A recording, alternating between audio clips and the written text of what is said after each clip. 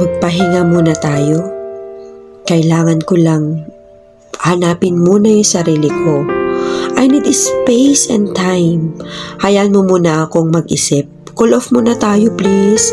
What do you think about these words? Kasi most of the time, kapag nagkakalabuan, kapag nagkakaroon ng hindi magandang sitwasyon sa relationship, ay nagiging resort natin ay bigyan ng isa't isa yung oras at panahon para mag-isip, para makapag-realize na maybe away lang yun at hindi naman talaga dapat mag-break. Diba? Na maybe baka pareho lang kayong pagod at kailangan yung magpahinga. Pero you know what? As I grow older, I don't believe sa mga terms na to. Kayo guys, naniniwala ba kayo sa mga terms na to?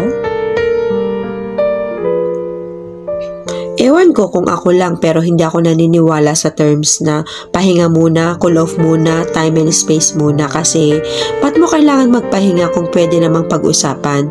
Ba't kailangan mo ng space kung pwede namang ayusin?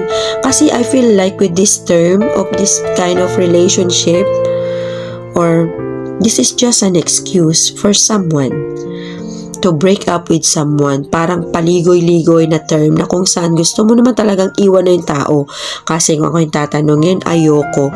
Ba't kita bibigyan ng time and space? Baka mamaya sa pagbigay ko ng oras at panahon sa'yo, yung oras at panahon mo naman yung maibigay mo sa ibang tao. Nakakatakot. Instead of asking space and time, dahil ayaw mo na talaga sa akin, then just say it, na break na tayo, makipaghiwalay ka ng maayos. Kasi alam mo kung mas ano yung nakakatakot na part, yung nasanay na akong wala ka, tapos masaya pala, diba?